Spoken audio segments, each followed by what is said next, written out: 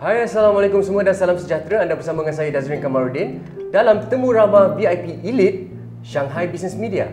Okey, pada setiap minggu kita akan ada satu tetamu VIP yang kita akan bawakan kepada anda untuk memberi inspirasi kepada anda. So ini adalah episod pertama dan episod pertama kali ini adalah kita beri nama Puan Sri Nisa Bakri.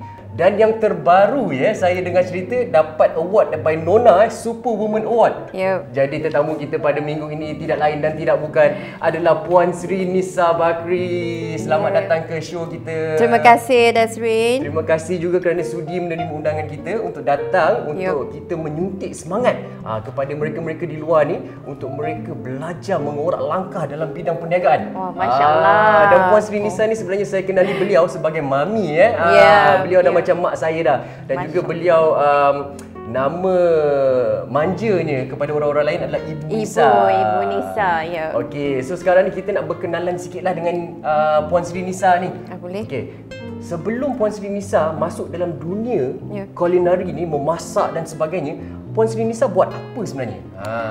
Okey, sebenarnya dari mula sebab ibu lah kita panggil Ibu Nisa lah dia mesra. Dia mesra kalau kita panggil Ibu Nisa. So ibu mulanya memang suka belajar. Okey, I love knowledge. Suka seeking knowledge dengan suka research. So masuk ke bidang finance lah. So I was stockbroking with M-Bank dalam 10 tahun lebih. 10 tahun? Dalam bidang finance? Dalam bidang finance. Okay, so dah penat lah. It's a very fast life, you know. Okay. And then siang malam asyik tengok komputer je, buat duit je. So cerita dia sekarang ni bila Ibu Nisa bercakap mengenai buat duit je. So cerita dia bila Ibu Nisa masuk ke bidang culinary ni, it's not about making money sangat lah sebenarnya. I think you see, when you go into business, dalam kita bidang business mesti kita kena ada kejayaan monetary. Itu memang kena ada. Tapi itu tak, kita jangan jadikan itu sebagai the priority. When you start something, kita nak start dengan passion tau. Kalau when you start something dengan passion tu, dia akan automatic benda akan flow. Supaya kita punya minda ni adalah untuk menolong masyarakat. Betul. Bila kita mulakan sesuatu dalam hidup kita untuk membantu orang keliling kita. Bila kita start business, pasal apa? Betul. I mean, when you want to start a business, what is your objective? Kebanyakannya budak-budak zaman sekarang ni kalau nak start business, first thing diorang fikir nak buat duit. Yes. Itu je. That is salah. Because when you start nak buat duit, bila tak buat jadi macam mana? Down.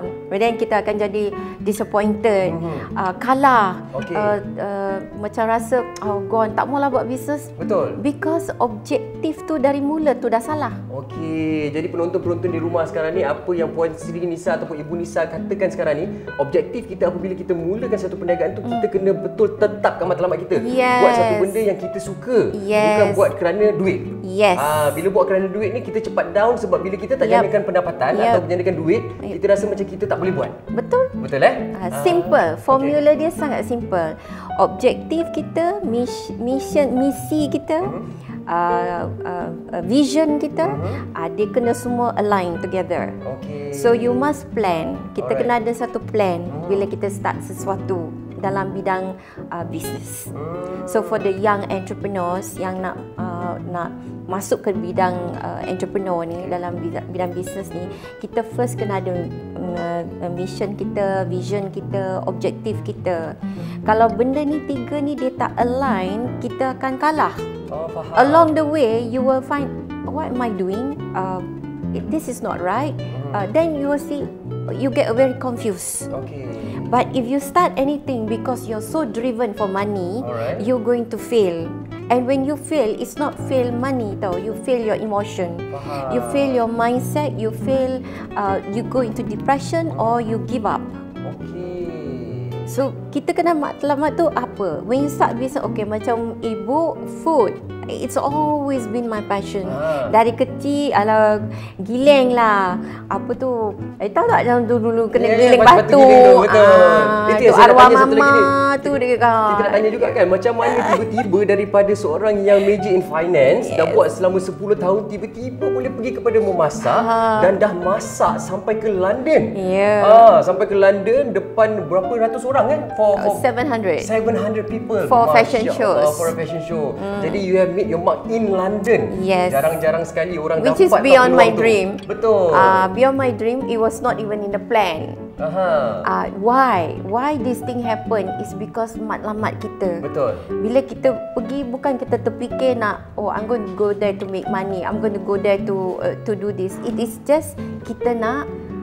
Why did I go there is because I want to introduce our Malaysian dish in a very, very different way. But it make a different landmark for me. Betul. So that's why matlamat kita sangat penting, niat. Intention kita kena betul. Betul? Betul tak? Betul. So daripada giling tu, dari kecil tu suka tengok arwah mama dia, she love to cook biryani, and because she's from Parsi. She's from Parsi and half French, and my father's Yemeni. So with this combination of culture of two different continents, so you got that extra. And then I'm in banyak culture. Yes, banyak culture. So we are all intermarriage. Ibu punya family ada Chinese, ada Japanese, ada mama, ada Indian, ada French, ada so you punya Arab. cooking memang ada fusion. Yes. Different taste of every culture. Yes. Sebab sekarang ni saya nak bagi tahu kepada tuan-tuan dan puan-puan yang sedang menonton kat rumah ni, kalau anda rasa masakan Ibu Nisa ni masya-Allah memang tak akan nak makan benda lain dah. Setiap kali kalau Ibu Nisa dia rajin hantar makanan kat rumah orang. Yes. Kan? Yes. Dia suka bagi kawan-kawan rasa makanan-makanan Yes. yang beliau masak. Contoh kata beliau eksperimen satu cooking dish yang baru. Yes. Dia akan hantar kepada kawan-kawan untuk kawan-kawan rasa, dan memang setiap kali even eksperimen pun makanan dia superb. Memang masya-Allah. Sebab apa yang saya faham adalah Ibu Nisa ni cooks from the heart. Yes. Cooks with passion. Yes. Dan juga dia memang suka memasak ni untuk bagi ke orang-orang makan. Yes. Kan? Because dapur ni rasa it is my world. It is my place where I can be who I am. Okay. There is no law, there is no rules. Masak dia tak ada betul salah. Okay. It's your air tangan. Sebab kebanyakannya sekarang ni orang yang fikir memasak ni Satu chore. Kena satu chore satu. Satu lagi diorang terlalu stres dengan ingredient punya sukatan. Yes, kan? yes. Ini kena sukatan cukup, ni kena sukatan cukup. Tapi saya tengok Ibu Nisa masak tak pakai sukatan sangat pun.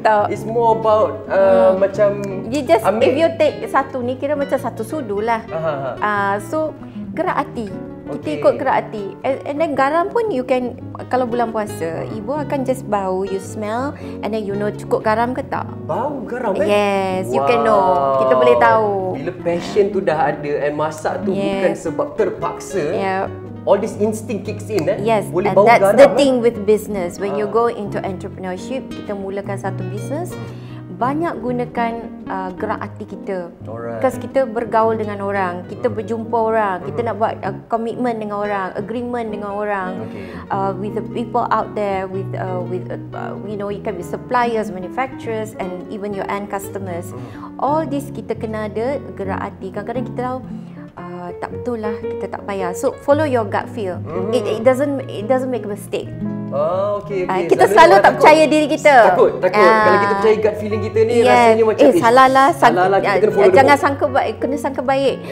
But your gut feel doesn't lie to you. Okay. Jadi itulah yang menyatakan bahawa street smart dengan book smart. Yes. Because you see, bila kita gut feel is not good, it doesn't mean it's negative. Okay. Benda tu mungkin akan mudaratkan keadaan. Kita tahu hati kita, so kita elakkan. Tak bermaksud benda tu tak bagus. Atau orangnya tak baik. Tak bermaksud. It is just not good for me. So you decide to make a different decision. That doesn't mean the other party or the other thing is not good. So ini yang mindset ni is very important. Tapi bila kita bercakap pasal gut feeling ni pula untuk entrepreneur, untuk usahawan-usahawan di luar sana tu, pernah tak bila kita ikut gut feeling ni tersilap langkah? For me, for ibu, every time tak ikut gut feel, I have huge regrets. But bila ibu ikut my gut feel, alhamdulillah. Okay. So talking from experience daripada pengalaman Ibu Nisa, follow your gut feel because it will not fail you. It's about you. It's about your inside. Okay, so bila kadang-kadang kita ada insecurity di dalam tu untuk follow ke tak follow ke, and then decided not to follow, tiba-tiba benda tu macam we should have done it. Well, it's because it's not meant for you then. Because how do you know benda tu jadi kat orang lain boleh jadi kat kita? Kita tak tahu. Okay. You know, if jadi, maybe it will not be good for us. We don't know. So your gut feel will not lie to you. There have been cases where I kata, oh tak payahlah buat tu. I think it's too heavy a commitment for me. But somebody else can put that commitment and it happens. That's because they took that risk. Okay. So kita kena tahu weigh these things. Okay, so cerita dia gut feeling comes with risk. Yes. Dia datang dengan risiko lah cerita dia. Dan risiko tu kita juga kena tahu macam mana nak tangani risiko tu. Untuk gut feeling tu just in case apa-apa jadi kepada gut feeling tu, kita ada backup. That is your IQ. Okay. So you measure your gut with your IQ. Sometimes gut feel kata tak boleh buat, but you have the capacity to do it. Then your gut feel, you say okay, can I do this, can I not do this, so you weigh. Okay. Itulah namanya akal fikiran, akidah diberi kepada kita kan. Maknanya sekarang ni kita tak boleh lah ikut 100% gut feel tu, kita kena weigh. Apabila kita ada perasaan untuk kita buat satu benda dalam bisnes kita, kita kena weigh kan dia dulu, the pros and cons. And then lepas tu kalau dia lebih kepada cons, jangan buat lah. Betul. Lebih kepada pros kita buat. Itu sangat-sangat bermakna untuk budak-budak yang nak mengorak langkah untuk memulakan perniagaan. Sebab bila kita nak mulakan satu perniagaan, kita akan rasa takut. Duit tak banyak, aku modal ada banyak ni aja. Boleh ke jadi, tak boleh ke jadi. Okay, that's where kita use kita punya IQ, kita ada research. Kita buat research, bisnes apa, tahap apa. And remember, when you start bisnes, kita mulakan satu perniagaan, there will be up and downs ya. They will, 100%, I guarantee. Betul. There is no such thing a bed of roses, even in a marriage. Betul tak? Betul. You have ups, downs. Ada hari, okay, today I make a lot of money lah. All my product sold. All my kuih dah jual dah. Oh, bestnya besok buat lagi, kita gigih. Betul. Lepas tu tiba-tiba tak jual. Tak jual pula. Lepas tu down. What am I going to do with all these 100 kuih? Is worth 500 ringgit. Okay, down. Macam mana ni? Habislah modal RM500. So, this is where you weigh the market. Sometimes this what kita kena buat research. Kebanyakan budak kita, orang tu buat bisnes jual kuih, okeylah saya pun nak buat jual kuih juga. Tak apa dia jual kuih keria, saya jual kuih lain pula. Tapi dua-dua duk jual kuih. But the thing is kita kena research, kita duduk di mana, location kita mana, populationnya mana, orang tu dia punya palate taste macam mana, what's the demand like, and then you have to do what the market wants, not what you want. Betul, what the market wants. Jadi apa Ibu Nisa cuba sampaikan ke audience pada hari ini adalah untuk berjaya dalam satu perniagaan, macam-macam langkah kita kena ambil. Kita kena buat research, kita kena tahu di mana pasaran kita, dan pasaran tu sebenarnya suka apa. So research ni adalah diperlukan. Budak-budak sekarang ni ataupun kebanyakan yang entrepreneur sekarang ni, dia just buat ikut apa dia suka, tapi bukan ikut apa yang market nak. Betul. Sebab tu kadang-kadang ramai yang tak berjaya ataupun macam online sekarang kan, semua masuk online. Bukannya senang online. Baik. Okey, jadi sekarang ni memang topik tengah hangat, macam-macam rahsia kita dapat cungkil daripada Puan Sri Nisa Bakri untuk audience kita di rumah untuk mengorak langkah untuk berjaya dalam bidang perniagaan. Tapi kita kena take a break sekejap. Tapi jangan ke mana-mana. Kita jumpa lagi dan kita kembali ke Temu Ramah VIP Elite Shanghai Business Media.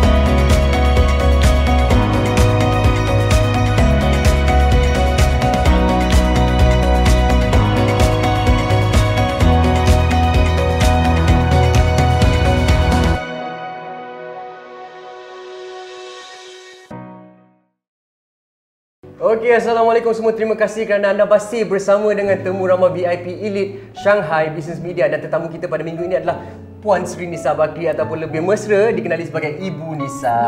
Okey, tadi sebelum kita break tadi, kita dah bercakap mengenai macam-macam pengalaman dan macam-macam rahsia yang kita dapat cungkil daripada Ibu Nisa untuk diberikan kepada penonton-penonton di rumah sana yang ingin memulakan perniagaan. Jadi sekarang ni perniagaan Ibu Nisa sebenarnya daripada finance background ke culinary. Memasak dan memasak dan memasak. Dan beliau memang masak macam-macam jenis resepi dan semua sedap-sedap. So kita recap tadi, Puan Sri Nisa sebenarnya ada banyak culture element, sebab tu masakan beliau lain daripada yang lain kan? Okey, jadi sekarang ni kita nak teruskan kita punya sesi temu ramah kita pada hari ini. Saya nak tanya, kenapa Ibu Nisa form company Ibu Nisa sekarang ni? Apa nama company Ibu Nisa dan macam mana boleh form company ni dan apakah kesusahan untuk menubuhkan syarikat ni? Sebab ramai tak tahu kat luar sana tu, selalunya dia orang set up, dia ingat senang je semua. Sebenarnya kalau kita nak set up ni bukannya susah. Cuma kita, macam Ibu Nisa kata, dia kena ada matlamat kita. Kalau kita tak ada matlamat atau satu plan, apa yang kita mulakan mesti ada kecamuk dia akan jadi kalut. Dan akan jadi susah. So bila NJB Inari di establishkan, dicorporatekan, is because Ibu Nisa nak keluarkan brand, brand Nisa Bakri, daripada nama Ibu Nisa dengan nama suami lah, so Nisa Bakri, jadikan satu brand. Kenapa? Sebab nama brand ni adalah menunjukkan keharmonian keluarga. It's about a family, love and support. It's about who I am. And itu yang Ibu Nisa nak promote. Bila brand ni dikeluarkan, matlamat dia adalah untuk the end user, the customer, yang supaya diorang, bila diorang dapatkan produk Nisa Bakri, diorang rasa kasih sayang, diorang rasa bahagia, happy, kekeluargaan. That is the matlamat. So tu yang keluarkan daripada mula masak dululah. Sebab daripada kecil, kalau masuk universiti, Ibu Nisa lah jadi the cook. I am the chef in the dormitory.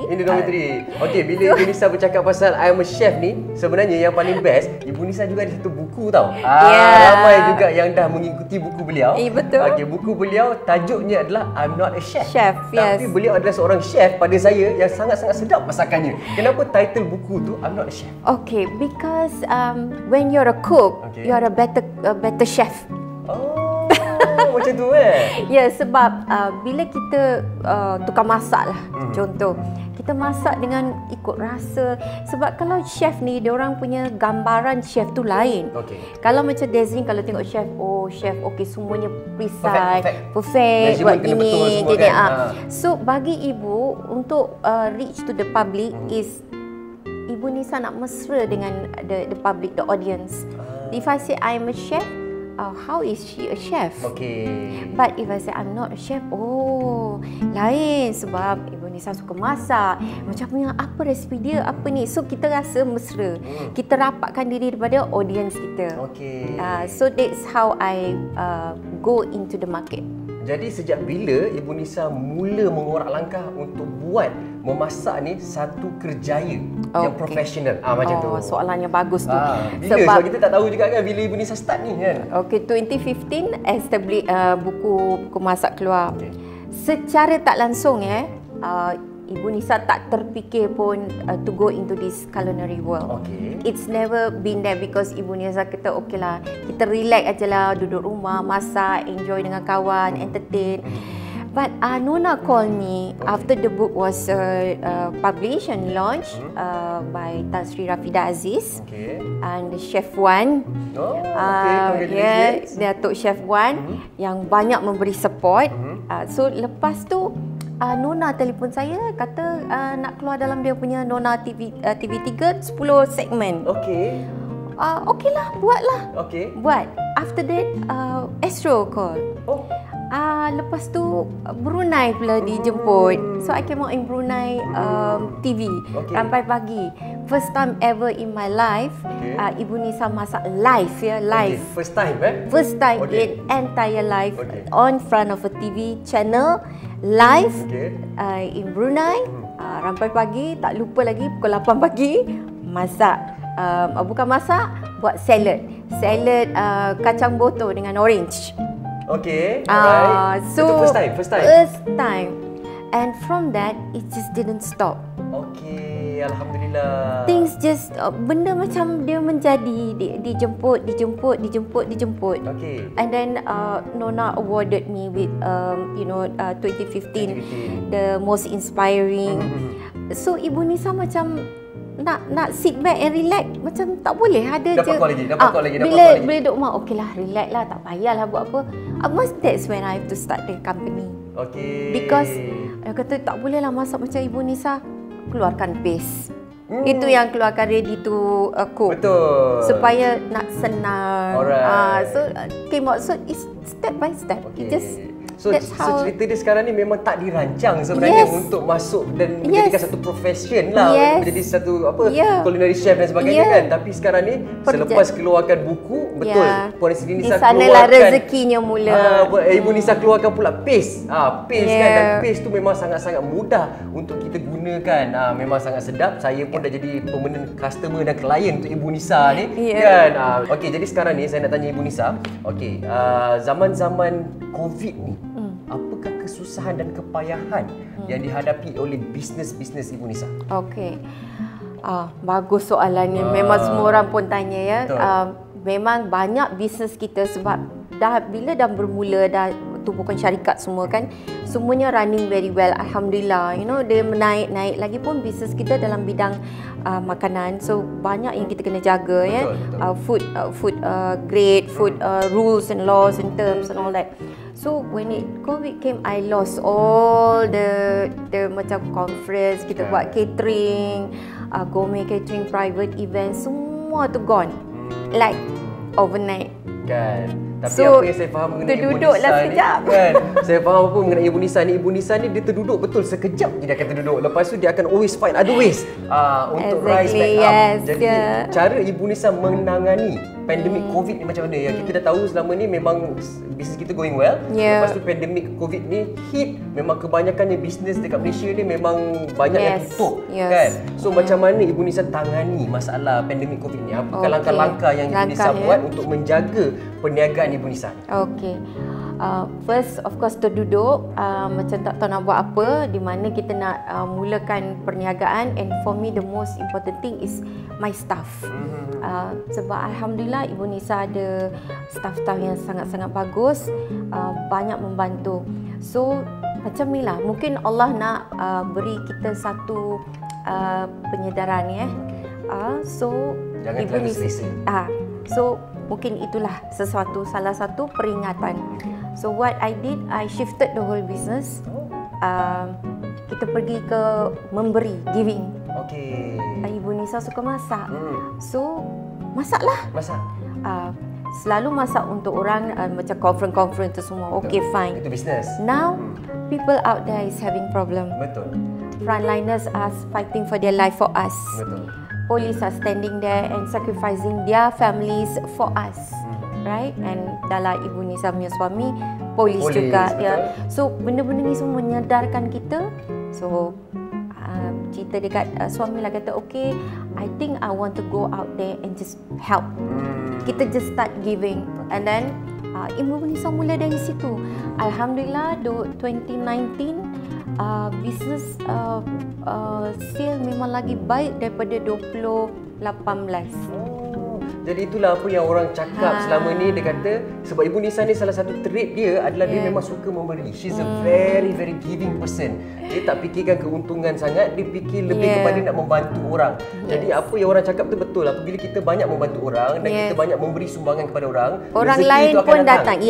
Dan orang lain pun datang nak membantu kita. Betul. So everybody start to contribute to help us to help the frontliners, hospitals. So Ibu Nisa dalam bulan Ramadan last year, I think dalam 5 hari Kita buat all prepared meal semua dalam 5,000 lebih. 5,000 lebih Which kita tak pernah buat. Masa mula-mula dulu Ibu Nisa start dengan 100 lebih je pack kan? Yes, started about 100 packs. 100 packs and it just grew and grew. Kan? Sebab yes, lagi ramai bagi sumbangan, lagi ramai bagi sumbangan, lagi banyak ramai bagi kan? sumbangan. Banyak orang datang bagi sumbangan, menolong frontliners, hospital KL, Sungai Buloh. We did all the frontliners from army to police to everything, masya-Allah. So di sana Ibu Nisa pun banyak belajar. Okey, keadaan COVID ni adalah kita boleh kata satu peringatan, satu eye opener. That giving is so important. So sedekahlah, bagi. Don't even think when you want. Kalau tepi jalan kita tengok seorang tu kita nak bagi RM5, kita ada RM10, RM5 ada, bagilah. Kalau niat hati dia kata bagi, just give. Because you know someone out there is going to help you. Someone out there is going to watch over you. Tapi kita janganlah memberi itu lepas tu kita terus mengharapkan. Yes. Kan? Kita jangan memberi dengan ikhlas hati. Okay. Ikhlas. That's why niat kita, matlamat kita sangat penting. So just give and then tawakal. Kita tawakal. Jadi itulah dia nasihat Ibu Nisa untuk kita tangani masalah pandemik ni. Kita jangan takut sangat dengan pandemik ni. Cerita dia pasal kita tahu bisnes kita affected. Tapi kita jangan terlalu risau sampai kita sendiri rasa macam bisnes kita tidak boleh dijalankan. Tidak boleh diteruskan. So cara dan satu dunia. I mean bukan bisnes kita satu je, satu dunia. Satu dunia. Kita bisnes kecil. Cuba bayangkan yang syarikat yang besar-besar. Betul. Kehilangan, kerugian diorang, staff kena retrench macam. Other people have bigger problems. So kita kena fikir, my problem is not too bad, I have to get creative. Kita kena start planning, start shifting your idea, work around what is the problem and try to give what the market needs. Okay, alright. Tapi sebenarnya saya nak cakapkan kepada audiens pada hari ini, Ibu Nisa ni memang merupakan salah seorang sumber inspirasi buat diri saya juga. Sebabkan Ibu Nisa ni banyak alternatif beliau dan beliau juga membantu ramai usahawan-usahawan dekat luar sana. Bukan saja membantu diri beliau tapi beliau membantu usahawan-usahawan. Beliau ada satu grup, di situ ada semua business owners. Sebab beliau memang rasanya passion Ibu Nisa memang untuk membantu orang. So beliau suka connectkan bisnes orang dalam satu grup. Jadi itu adalah dalam nature Ibu Nisa. Benda tu dilakukan tanpa dirancang. Sebenarnya kita berkawan, lepas tu cerita dia kita form a group untuk kita develop networking. So dalam grup kita ni kita ni semua berkawan tapi kita ni semua ada business. Betul. So what we do is business matching. So waktu COVID ni, masya-Allah, itulah waktunya kalau Desni sendiri pun nampak betapa banyak semua orang bantu one another. Betul. Semua sangat membantu and that shows the support. Betul. Di sanalah kita dapat tahu siapa kawan kita, siapa yang tak, siapa yang tahu keadaan genting seseorang punya life is a problem. Everybody is having problem, financial problem. Betul. So bila kita boleh bantu sedikit sebanyak, it's bring a lot of blessing.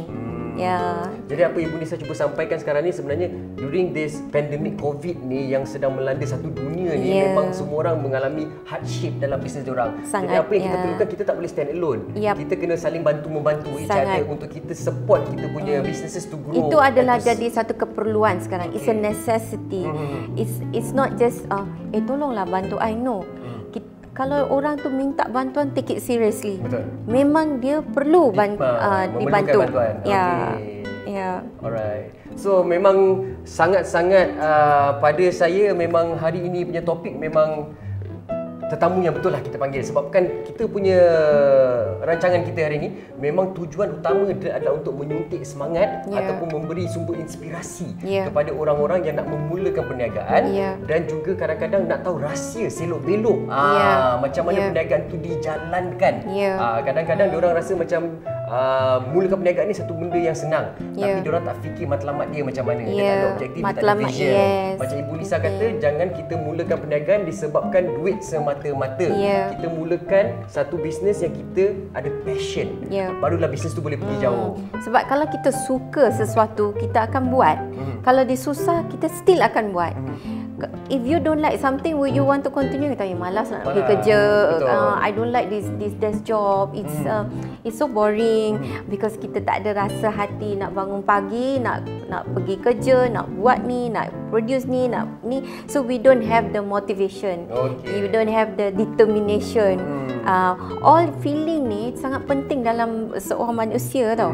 Kalau perasaan ni tak dijaga, masa depan semua pun tak cerah. Betul. Kan? Okey, jadi sekarang ni kita macam nak mengorek lagi rahsia sebab Ibu Nisa ni macam-macam dia nak ceritakan kepada semua orang.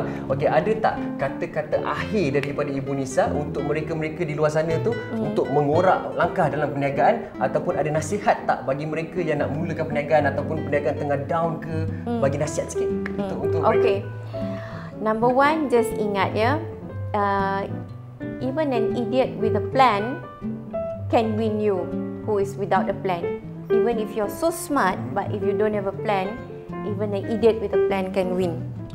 Okay? Because you need a plan. Alright. Dalam bisnes kita kena ada satu plan.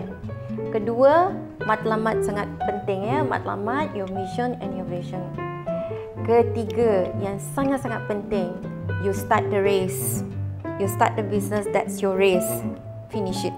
Okay. That's all. Finish it. Alhamdulillah, satu kata-kata semangat yang sangat-sangat memberangsangkan. Saya pun rasa macam nak mulakan satu perniagaan baru selepas kita dengar apa kata-kata hikmah daripada Puan Sri Nisa Bakir ataupun Ibu Nisa kita.